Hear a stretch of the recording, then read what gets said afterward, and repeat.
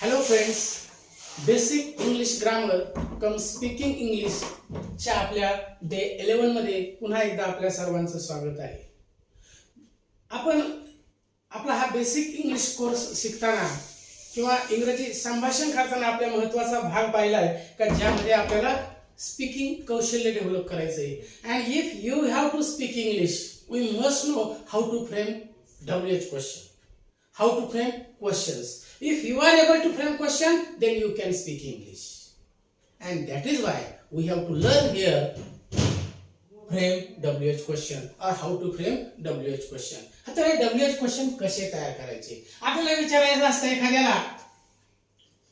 एखाद्याला विचारायचं असतं where do you live, तू कुठे राहतोस.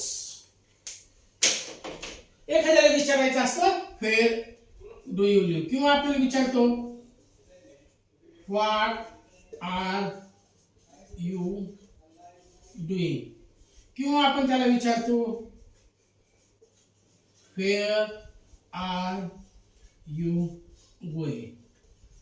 अशा प्रकारचे प्रश्न विचारूनच आपण काय करत असतो, त्याच्याशी बोलत असतो. मग तो उत्तर देतो where do you live, मग तो सांगेल I live in पुणे.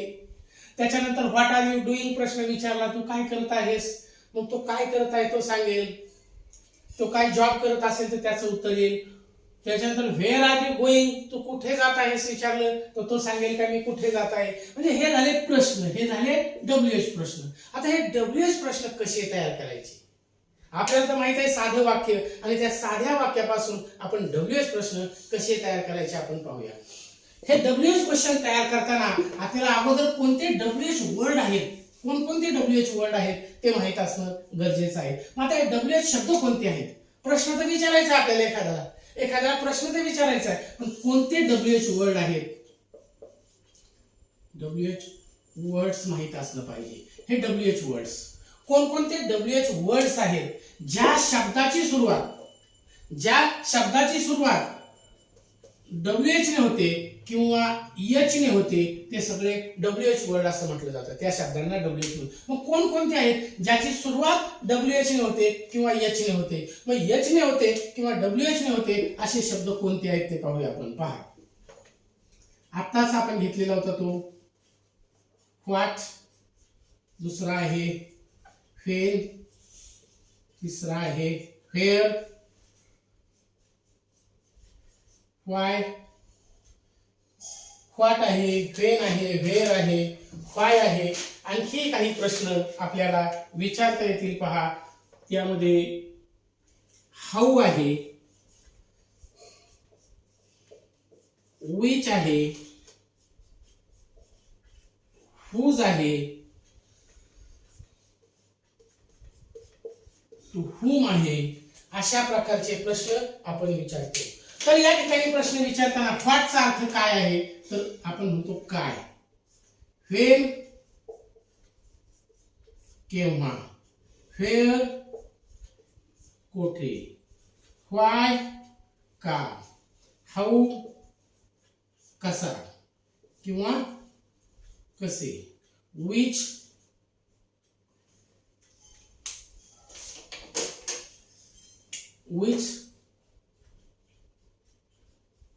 कोणता, हुज आपण या बाजूला घेऊ, हुज कोणाला, टू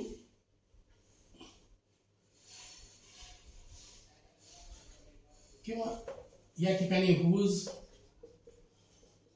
कोणता,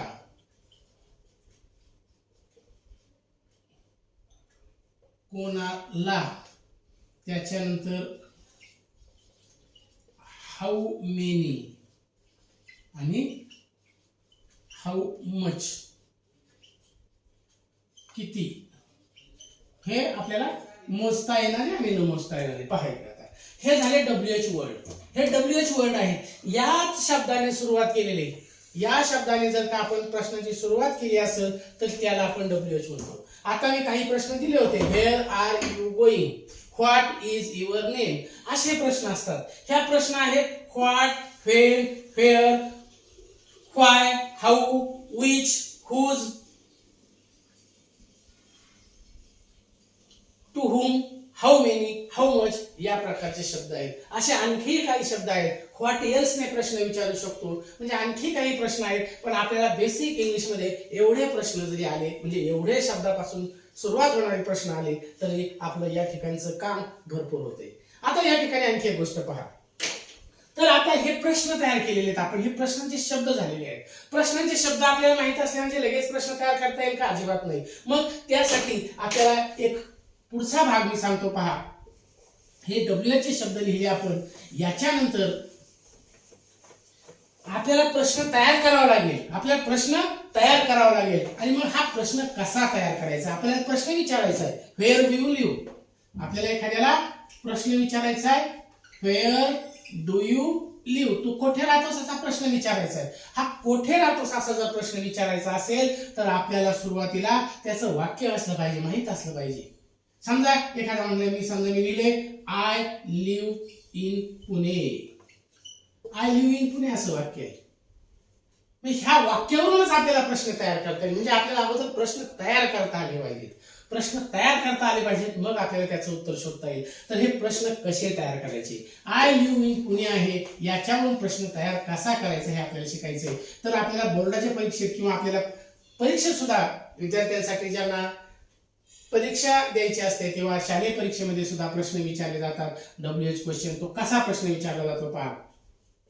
शालेय परीक्षेमध्ये असा प्रश्न विचारला जातो. Frame WH question to get underlined part as an answer. काय प्रश्न आहे?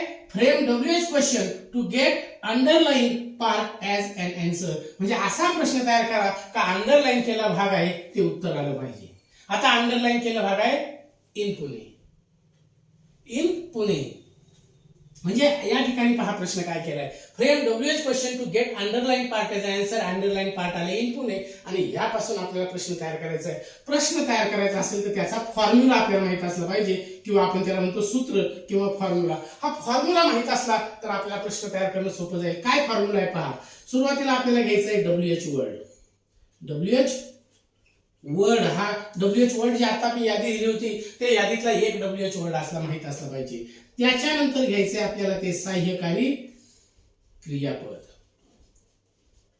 सहाय्यकारी क्रियापद. त्याच्यानंतर घ्यायचंय वाक्यातील कर्ता. त्याच्यानंतर घ्यायचंय आपल्याला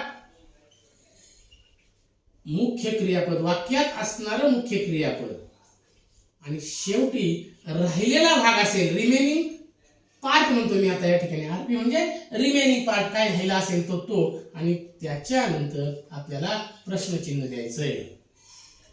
पहा, WH वर्ड तुमचा असला पाहिजे. त्याच्यानंतर सहाय्यकारी क्रियापद घ्यायचंय. त्याच्यानंतर कर्ता घ्यायचंय. त्याच्यानंतर मुख्य क्रियापद, आरपी म्हणजे रिमेनिंग पार्ट, वाक्यातला काही राहिलेला भाग असेल तर तो. आणि शेवटी प्रश्नचिन्ह. असं हे झालं प्रश्न तयार करण्याचा फॉर्म्युला किंवा त्याला म्हणलेलं आहे आपण सूत्र. आता हे सूत्र दिलं, हे वरचं वाक्य, याच्यावरून मला प्रश्न तयार करायचा आहे. याच्यावरून मला प्रश्न तयार करायचा आहे. प्रश्न तयार करताना मी काय करेन पहा. आता मला WH वर्ड कोणता घ्यायचा कळतच नाही. समजा मला माहित नाही, पण मला पाठीमागचं येणार आहे सगळं.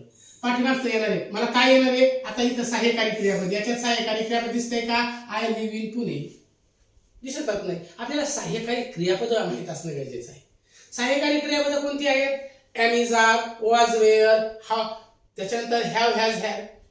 ही सहाय्यकारी क्रियापद आहेत. एम, इज, आर ही सगळ्यात महत्वाची आहे वर्तमान काळातली. वॉज, वेअर ही भूतकाळातली आहेत. आणि हॅव, हॅज, हॅड ही ह्या याची रूप आहेत. तर अशा प्रकारे ही सहाय्यकारी क्रियापद आपल्याला माहित असली पाहिजेत. मग ते विल आहे, शाल आहे. तर यानंतर तुम्हाला सगळ्यात महत्वाचं आहे सहाय्यकारी क्रियापद. पण हे वाक्य जर का साध्या वर्तमान काळात असेल किंवा ज्या वाक्यामध्ये सहाय्यकारी क्रियापद नसेल त्या वाक्यामध्ये काय आहे? वाक्यात सहाय्यकारी क्रियापद नसेल तर टू डू चे योग्य रूप घ्यावे. योग्य रूप घ्यावे. वाक्यामध्ये सहाय्यकारी क्रियापद दिसत नसेल, इथं सहाय्यकारी क्रियापद नाहीये. आपण पाहिले आता सहाय्यकारी क्रियापद, ही सहाय्यकारी क्रियापद दिसत नाही. मग आपल्याला काय करायचंय? टू डूचे कोणकोणती रूप आहेत? डू आहे, डज आहे किंवा डीड आहे, यापैकी एक योग्य असं रूप घ्यावं लागतं. तर आता माझं हे सूत्र तयार झालेलं आहे, त्याच्यानुसार मला घ्यावं लागेल. हे लिव्ह आहे म्हणजे या ठिकाणी मला काय घ्यावं लागेल, तर या ठिकाणी मला डू घ्यावं लागेल. मला डब्ल्यूएच वर्ड आलाच नाही, पहिल्यांदा घेतलं मी सहाय्यकारी क्रियापद, ते इथं दिसत नाही, डू घेतलं. त्याच्यानंतर करताय आय. आय आपण काय करणार आहे, दुसऱ्याला प्रश्न विचारणार आहे. आय लिव्ह इन पुणे, दुसऱ्याला विचारणार आहे व्हेअर डू यू लिव्ह, त्याच्यामुळे यू घ्यावं लागणार आहे किंवा तुम्ही आय घेऊ शकता. पहा पुढं डू यू, आय बद्दल काय घेतलंय मी, यू. तुम्ही आय पण घेतला तरी चालू शकतो, पण आपण यू घेतो. डू यू आणि त्याच्यानंतर आहे शब्द लिव्ह, हे मुख्य क्रियापद आहे, म्हणजे करता झाला, कर्त्यानंतर घ्यायचे मुख्य क्रियापद. मुख्य क्रियापदानंतर राहिलेला भाग काही दिसत नाहीये, अंडरलाईन केलाच भाग राहिलेला आहे, त्याच्यामुळं प्रश्नचिन्ह. आता कशावरून आपल्याला डब्ल्यूएच वर्ड शोधायचा आहे, तर तो डब्ल्यूएच वर्ड शोधण्यासाठी सुद्धा आपल्याला काही सूत्र आहे. जर हु असेल तर कोण, म्हणजे एखाद्या व्यक्तीचं नाव असेल, हु इज अ पर्सन, एखाद्या व्यक्तीचं नाव अंडरलाईन केलं असेल तर हु येईल, एखाद्या ठिकाण अंडरलाईन केलं असेल तर व्हेअर येईल, एखादी थिंग अंडरलाईन केली असेल तर व्हॉट येईल. जर आपल्याला कोणता अशा प्रकारे किंवा आपल्याला त्या ठिकाणी चॉईस आहे, त्या चॉईस मधून उत्तर लिहायचं असेल तर व्हिच येईल. टाइम अंडरलाईन केला असेल तर व्हेन येईल. म्हणजे अशा प्रकारे अंडरलाईन केलेला भाग जो आहे तो काय आहे, अंडरलाईन केलेला भाग हा काय आहे, तो ठिकाण आहे, एखाद्या व्यक्तीचं नाव आहे, एखादी वस्तू आहे, कारण आहे, रिझन दिला असेल तर व्हाय. तर अशा प्रकारचे अंडरलाईन केला भाग काय आहे त्याच्यावर डब्ल्यू येईल. हे आहे ठिकाण, आणि जर का ठिकाण असेल तर आपल्याला घ्यायचंय व्हेअर. मग प्रश्न तयार झाला, व्हेअर डू यू लिव्ह, त्याचं उत्तर असणार आहे आय लिव्ह इन पुणे. एक प्रश्न तयार झाला. म्हणजे सगळ्यात महत्वाचं काय आहे, आपल्याला if you have to speak in English you must ask some question. कारण तुम्हाला प्रश्न विचारावे लागणार. तुम्हाला जर तुमच्या एखाद्या मित्राशी कॉन्व्हर्सेशन करायचं, कम्युनिकेशन करायचं without question we can't communicate with him. प्रश्न तयार करावे लागतील आपल्याला, काहीतरी प्रश्नच विचारायचे असतात. आणि प्रश्न काय विचारायचे असतात, कशासाठी प्रश्न विचारायचे, कशासाठी हे क्वेश्चन फ्रेमिंग करायचे, टू गेट इन्फॉर्मेशन. आपण पाहिले व्हर्बल क्वेश्चन. जर तुम्हाला एखाद्या मित्राकडून आपल्याला फक्त येस किंवा नो मध्ये उत्तर विचारायचं असेल तर त्याला व्हर्बल क्वेश्चन म्हणायचं. Do you live in Pune, त्याला विचारलं तू पुण्याला राहतोस का, तो फक्त म्हणेल येस किंवा नो. पण तुम्हाला विचारलं तू कुठे राहतोस, वेअर डू यू लिव्ह, तर मात्र मग प्रश्न तयार करावा लागेल. म्हणजे if you have to get some information, तुम्हाला काही माहिती घ्यायची, if you have to get some information, तुम्हाला काही माहिती मिळवायची, that time you must frame WH question. त्यावेळेस तुम्हाला डब्ल्यूएच क्वेश्चनच फ्रेम करावा लागेल, तयार करावं लागेल, तरच तुम्हाला ती माहिती मिळू शकते. नाही तर तुम्ही do you live in Pune, तो म्हणेल नो, संपलं, पुढं काय. त्यामुळे तुम्हाला कुठं राहतोय तो विचारावाच लागेल आणि त्याच्यासाठी प्रश्न तयार करायचा आहे. व्हेअर कधी घ्यायचं आपण पाहिलं, जर अंडरलाईन केला भाग हा जर का आपला काय असेल, ठिकाण असेल तर व्हेअर घ्यायचं. म्हणजे सर्वात महत्वाचं आहे का तुम्हाला हे सूत्र माहित असलं पाहिजे, आणि सूत्रामधून त्याच्या ठिकाणी इथं डब्ल्यूएच वर्ड घेतला व्हेअर, त्याच्यानंतर सहाय्यकारी क्रियामध्ये डू, हे डू का घेतलं आपण पाहिलेलं आहे. त्याच्यानंतर करता घेतला आय आहे, त्याच्याऐवजी यू घेतला, त्याच्यानंतर मुख्य क्रियामध्ये लिव्हच आहे, तसंच घेतलं.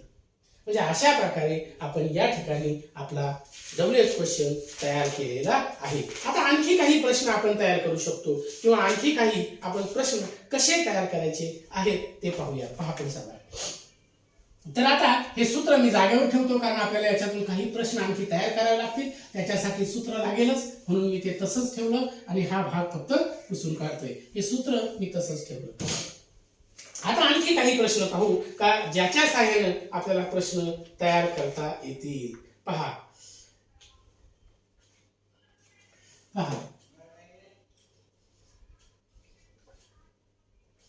Mark is in the hospital. Mark हे व्यक्तीचं नाव आहे, तो हॉस्पिटलमध्ये आहे. इथं आपण या भागाला अंडरलाईन केली, या भागाला अंडरलाईन केली. मग आपल्याला प्रश्न तयार करायचा आहे. या ठिकाणी काय करायचं आहे, प्रश्न तयार करायचा आहे. हेच सूत्र वापरायचं. हे सूत्र वापरताना आपण काय म्हणणार आहे, आता आपल्याला ठिकाण आलेले, त्यामुळे ठिकाण आल्यामुळे मला माहित झाले ठिकाणासाठी व्हेअर वापरावा लागतो. व्हेअर, त्याच्यानंतर सहाय्यकारी क्रियापद दिलेला आहे इज, मार्क, त्याचं उत्तर आलं इन द हॉस्पिटल. म्हणजे आपल्याला अशा प्रकारचा प्रश्न तयार करता आला. आता अंडरलाईन केलेला भागच मार्क आहे. हा मार्क अंडरलाईन केला भाग आहे, म्हणजे एखाद्या व्यक्तीचं नाव आहे. एखाद्या व्यक्तीचं नाव जर अंडरलाईन केलं असेल आणि ते नाव परत लक्षात घ्या, एखाद्या व्यक्तीचं नाव जर अंडरलाईन केलं असेल, who is a person, who is a person, पर्सनचं नाव जर अंडरलाईन केलं असेल तर त्या ठिकाणी आपल्याला हु हा शब्द वापरायचा आहे आणि इथं हु वापरल्यानंतर राहिलेला भाग तशाच्या तसा घ्यायचा आहे. हु इज इन द हॉस्पिटल. म्हणजे एखाद्या व्यक्तीचं नाव अंडरलाईन केलेलं असेल तर मात्र त्या ठिकाणी आपल्याला फक्त त्या नावाच्या ऐवजी हु शब्द वापरायचा आहे, बाकीचं जशाच्या तसं घ्यायचंय. म्हणजे अशा प्रकारे हुने आपल्याला प्रश्न तयार करता आलेला आहे. मग आपल्याला हे फक्त आता आपल्याला पाहिजे कधी प्रत्येक WH क्वेश्चन घेतला होता आपण, WH वर्ड घेतला होता, त्या WH वर्डचा अर्थ पाहिलाय. पण आता व्हेअर असेल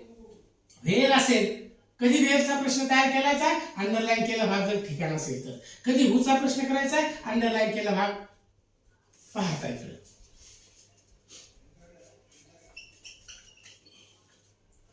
There are 40 students in our class. There are 40 students आणि फक्त 40 ला अंडरलाईन केली. आणि आता आपल्याला प्रश्न तयार करायचा आहे. There are 40 students in our class. There are 40 students in our class. आपल्या क्लासमध्ये 40 मुलं आहेत. या पासून जर आपल्याला प्रश्न तयार करायचा असेल तर तो प्रश्न ही संख्या लिहिली, हाऊ मेनी आणि हाऊ मच यासारखे प्रश्न जर तयार करायचे असतील तर मात्र आपल्या फॉर्म्युल्यामध्ये थोडासा बदल होतोय. हे सूत्र आहे ते वेगळं येणार आहे. इथं WH वर्ड त्याच्यानंतर आपल्याला नाऊन घ्यावं लागेल. त्याच्यानंतर आपल्याला नेहमीप्रमाणे सहाय्यकारी क्रियापद, त्याच्यानंतर कर्ता, मुख्य क्रियापद, राहिलेला भाग रिमेनिंग पार्ट आणि शेवटी प्रश्नचिन्ह अशा प्रकारची रचना असणार आहे. कधी जर आपल्याला हाऊ मेनी आणि हाऊ मच यापासून प्रश्न तयार करायचे असतील तर. आता आपलं सूत्र बदलले, हे सूत्र आणि हे सूत्र यामध्ये थोडासा बदल आहे, फक्त इथं नाऊन ऍड झालेलं आहे. काय ऍड झालेलं आहे? नाऊन. आता इथे प्रश्न पहा, देर आर 40 स्टुडंट्स, फक्त 40 उत्तर आलं पाहिजे. म्हणजे कसं होईल, हाऊ मेनी हा शब्द आपण घेतलाय, हाऊ मेनी घेतलाय, त्याच्यानंतर काय घ्यावं लागेल? नाऊन. आलं लक्षात? नाऊन काय या ठिकाणी? देर आर 40 स्टुडंट्स, नाऊन घेतलं, हाऊ मेनी स्टुडंट्स. आता सहाय्यकारी क्रियापद आर, कर्ता there, how many students are there, राहिलेला भाग आहे in our class. How many students are there in our class. आपला प्रश्न पूर्ण झाला. How many students are there in our class. किंवा एखाद्याला विचारले how many students are there in your class, दुसऱ्याला विचारत असेल तर आपण म्हणू how many students are there in your class, तुझ्या वर्गात किती मुलं आहेत? तो सांगेल लगेच there are 40 students in my class. मग त्याचं उत्तर असेल 40. म्हणजे हाऊ मेनी हाऊ मच यासारखा प्रश्न करायचा असेल तर इथं नाऊन आलं पाहिजे. हे दोन सूत्र आहेत आणि या दोन सूत्रांच्या सहाय्याने आपण प्रश्न तयार करू शकतो. आता आपल्याला सगळ्यात महत्वाचं पाहायचंय म्हणजे ही दोन सूत्र आहेत ती लिहून घ्या. ही दोन सूत्र ही लिहून घ्या. या सूत्राला बॉक्स करू शकता आपण. ही दोन्ही सूत्र महत्वाची आहेत, ती आपण बॉक्स करून घ्या. कशा प्रकारे आपल्याला लिहायची आहे ती माहित असली पाहिजे आणि त्या सूत्राच्या नंतर आपण काय करू शकतो? प्रश्न तयार करू शकतो. ही दोन सूत्र लिहून घ्या आणि त्या सूत्राच्या सहाय्याने आपल्याला म्हणजे सगळ्यात महत्वाचे आहे क्वेश्चन फ्रेमिंग करताना. आता याच्यानंतर आपण प्रश्न तयार केला, सूत्र पाहिली, पण काहीच प्रश्न तयार केले. आपल्याला खूप सारे प्रश्न तयार करायचे म्हणून पुन्हा एकदा सांगतो, हुने प्रश्न कधी तयार करायचा? Who is a person? Who is a person? पहा, जर एखाद्या व्यक्तीचं पर्सनचं अंडरलाईन केला भाग आपल्याला प्रश्न कधी तयार करायचा आहे? अंडरलाईन केला भाग उत्तर यावं म्हणून. म्हणजे हु जर आपल्याला करायचं असेल, एखाद्या व्यक्तीचं नाव अंडरलाईन केलं असेल तर WH वर्ड कोणता आला पाहिजे? हु आला पाहिजे. व्हॉट जर आपल्याला अंडरलाईन केला भाग इज अ थिंग, अंडरलाईन केला भाग थिंग असेल किंवा ऍक्शन असेल ऑर एन ऍक्शन. जर अंडरलाईन केला भाग एखादी गोष्ट असेल किंवा ऍक्शन असेल तर मात्र आपल्याला व्हॉट या शब्दाने प्रश्न विचारायचा आहे. व्हेन. जर अंडरलाईन केला भाग इज अ टाइम. अंडरलाईन केला भाग वेळ असेल, अंडरलाईन केला भाग जर वेळ असेल तर आपल्याला व्हेन या शब्दाने विचारायचं आहे. व्हेअर. अंडरलाईन केला भाग जर आपला प्लेस असेल, अंडरलाईन केला भाग प्लेस असेल, ठिकाण असेल तर आपल्याला व्हेअर घ्यायचंय. जर अंडरलाईन केलेला भाग आपला रिझन असेल,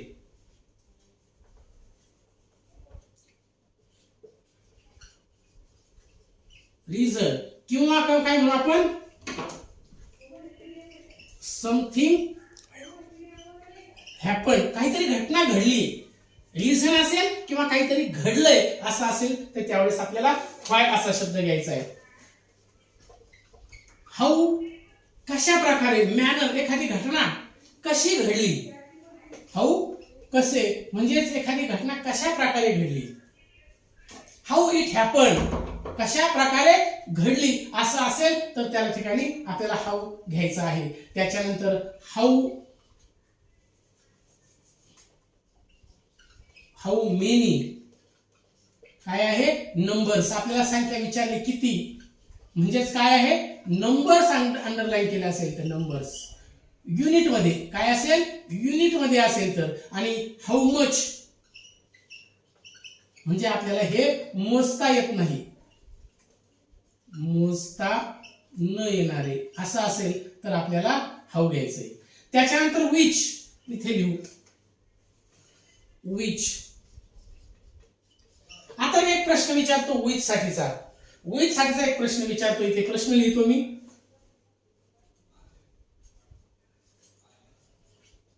which COLOUR colour do you like. आणि दुसरा आहे what colour do you like. आता या ठिकाणी which colour do you like आणि what colour do you like. What colour do you like आणि which colour do you like. प्रश्न कोणता बरोबर आहे आणि कोणता प्रश्न चूक आहे तर तुम्ही म्हणाल which colour do you like हा प्रश्न बरोबर आहे आणि खालचा जो प्रश्न दिसतोय तो मला चूक वाटतोय असं तुम्ही म्हणणार आहे. पण मी म्हणेल दोन्ही प्रश्न बरोबर आहेत. विच कधी वापरायचं, विच कधी वापरायचं. विच हा ज्यावेळेस तुम्हाला पर्याय दिला असेल. आता मी पर्याय दिले तुम्हाला, माझ्याकडे 3 कलर आहे, ब्ल्यू आहे, रेड आहे आणि ब्लॅक आहे. आणि आता मी विचारले which colour do you like. या ठिकाणी तुम्हाला जे उत्तर द्यायचंय या तिघांमधूनच द्यायचंय. म्हणजेच काय आहे देयर इज ऑप्शन. काय आहे ऑप्शन, ऑप्शन दिलेले आहेत. जर ऑप्शन दिले असतील तर तुम्हाला विच वापरायचं आहे. आणि नुसतं विचारलं what colour do you like, याच्यात येलो नाहीये, तुम्ही कोणताही घेऊ शकता. What colour do you like तुम्ही ग्रीन म्हणू शकता, तुम्ही येलो म्हणू शकता, तुम्ही ब्लॅक म्हणू शकता. म्हणजे you are free to give your answer. And when question is asked with which, जर प्रश्न विच च्या साहाय्याने बरोबर विचारला असेल तर you have to choose the choice, we have to choose the option. या ऑप्शन मधूनच निवडायचं आहे. Which colour do you like याच्यातूनच निवडायचं आहे. पण what colour do you like किंवा what is your favourite colour तुम्ही कोणतंही उत्तर देऊ शकता. म्हणजे अशा प्रकारे विच असेल तर ऑप्शन दिलेलं असतं. पुढे पहा. म्हणजे हे सगळं लिहून घ्या मग तुम्हाला समजेल. आता काय राहिलं पहा. हुम, टू हुम म्हणतो आपण कोणाला. I gave book to my friend, to my friend. मी माझ्या मित्राला पुस्तक दिलं, मी माझ्या मित्राला पुस्तक दिलं. To whom did you give your book. आता आपल्याला या ठिकाणी प्रश्न विचारायचा आहे टू हुम. त्याच्यानंतर सहाय्यकारी क्रियापद घ्यायचं. गेव आहे डीड, त्याच्यानंतर करता आय ऐवजी यू घेतला. To whom did you give. आता या ठिकाणी बुक म्हणू शकतो. To whom did you give book किंवा युअर बुक आणि प्रश्नचिन्ह. मग उत्तर येईल to my friend. To my friend कोणाला, टू हुम कोणाला, टू माय फ्रेंड माझ्या मित्राला. To whom did you give book, मग या ठिकाणचं उत्तर येईल टू माय फ्रेंड. म्हणजे अशा प्रकारे टू हुमचा प्रश्न विचारा आणि हुज बुक इज धिस असा प्रश्न करू शकतो. This is my friend's book. This is my friend's book. मग आपण whose book is this. Whose books is friends या ठिकाणी माय फ्रेंड्स हा फक्त अंडरलाईन केलाय. मग या ठिकाणी आपल्याला प्रश्न विचारावा लागेल हुज बुक इज धिस. अशा प्रकारे आपल्याला हा प्रश्न घ्यावा लागेल. म्हणजे अशा प्रकारे जर आपल्याला WH क्वेश्चन तयार करायचे असतील तर कोणता प्रश्न कधी तयार करायचा आहे हे माहीत असणं गरजेचं आहे. किती? तर अशा प्रकारे आपल्याला WH प्रश्न आपण सराव करा. एखाद्या पॅसेज वरून प्रश्न कसे तयार करता येतील. एखादं वाक्य दिलं, आता मी एक छोटस वाक्य देतो पहा, याच्यातून तुम्ही 2 प्रश्न तयार करू शकता. पहा, आय जस्ट गॉट ए पपी. याच्यानंतर आणखी एक वाक्य आहे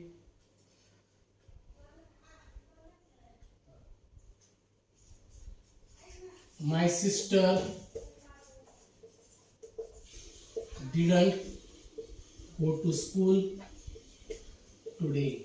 हे 2 वाक्य दिलेत ना, या वाक्यापासूनच तुम्ही प्रश्न तयार करा. अंडरलाईन केलं भागच नाहीये, काहीच अंडरलाईन केलं नाही. मग आपणच प्रश्न तयार करायला शिका. मग कसा प्रश्न तयार करता येईल? मी कुठलीच अंडरलाईन केली. समजा आपण लगेच करू अ पपी. मग हे काय आहे? नाऊन आहे. मग आपण करायचंय याच्यावरून प्रश्न तयार करा. याच्यावरून प्रश्न तयार करा. काय आहे? हू गॉट. आपल्याला याच्यावर प्रश्न तयार करता येईल का? अपपी प्रश्न विचारलाय म्हणजेच मला प्रश्न तयार करता येईल व्हॉट. गॉट आहे म्हणजे what did you just get. What did you get किंवा what did you just get त्याचं उत्तर येणार आहे पपी. आणि आय प्रश्न विचारायचा असेल तर who just got a puppy. Who just got a puppy लगेच आलं आय. म्हणजे अशा प्रकारचे एक वाक्य दिले, याच्यावरून 2 प्रश्न तयार करा. तुम्ही वाक्य घ्या आणि वाक्यावरून प्रश्न तयार करा आणि त्याच्या सहाय्याने अधिकाधिक प्रश्न तयार करा. खरं तर हा टॉपिक खूप मोठा आहे, खूप महत्वाचा आहे. If you are able to frame questions then you can speak English. Remember this. If you are able to frame question then you can speak English. आणखी एक प्रश्न टाइम साठीचा देतोय मी तुम्हाला. He came at 4:30 PM. आता हे 4:30 PM आहे, त्याच्यावर सुद्धा तुम्ही प्रश्न तयार करा. याच्यावर सुद्धा प्रश्न तयार करा. तो व्हेनचा प्रश्न असणार आहे. व्हाय साठीचा एक प्रश्न देतो.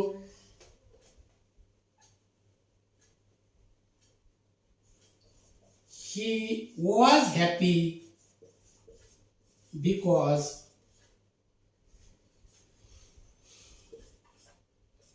he got first prize in elocution competition. मग यावरून सुद्धा तुम्ही प्रश्न करा. आपण बिकॉज पासून पुढच्या भागाला अंडरलाईन केली असेल तर या ठिकाणी सुद्धा तुम्हाला प्रश्न तयार करता येऊ शकतो. म्हणजे अशा प्रकारे WH प्रश्न एखाद्या वाक्यावरून तयार करायला शिका. अंडरलाईन केलेल्या भागावरून प्रश्न तयार करायला शिका. जर प्रश्न तयार करता आले तरच तुम्ही त्याचा वापर करू शकता आणि तुम्हाला अधिकाधिक बोलण्यासाठीच सोपं जाऊ शकतं. म्हणजे लक्षात ठेवा, if you are able to speak English, if you are able to frame questions, then it will be very easy for you to speak English. तरच तुम्हाला ते इंग्लिश बोलणं सोपं जाऊ शकेल. तसेच या CET साठी सुद्धा आपलं काय म्हणू आपण स्पर्धा परीक्षेसाठी सुद्धा अशा प्रकारचे प्रश्न येत असतात. म्हणून तुम्ही त्याचा सराव करणं गरजेचं आहे. आतापर्यंत जो भाग झालाय तो तुम्हाला नक्कीच आवडला असेल. हा माझा व्हिडिओ तुम्हाला आवडला असेल तर माझ्या चॅनलला सबस्क्राईब करा. कारण जर तुम्ही माझ्या चॅनलला सबस्क्राईब केलं तर यापुढे या विषयावर येणारे व्हिडिओ इंग्रजी स्पीकिंगवर येणारे किंवा इंग्रजी ग्रामरवर येणारे व्हिडिओ याचं तुम्हाला नोटिफिकेशन येत जाईल आणि तुम्ही माझे व्हिडिओ पाहू शकता. तर नक्कीच माझ्या चॅनलला सबस्क्राईब करा, म्हणजे तुम्हाला अधिकाधिक इंग्रजी भाषेतील व्हिडिओची माहिती मिळू शकेल, नोटिफिकेशन मिळू शकेल. आता या ठिकाणी इथेच थांबूया. पुन्हा एकदा पुढचा व्हिडिओ एका नवीन विषयासह घेऊन येऊया. तोपर्यंत धन्यवाद.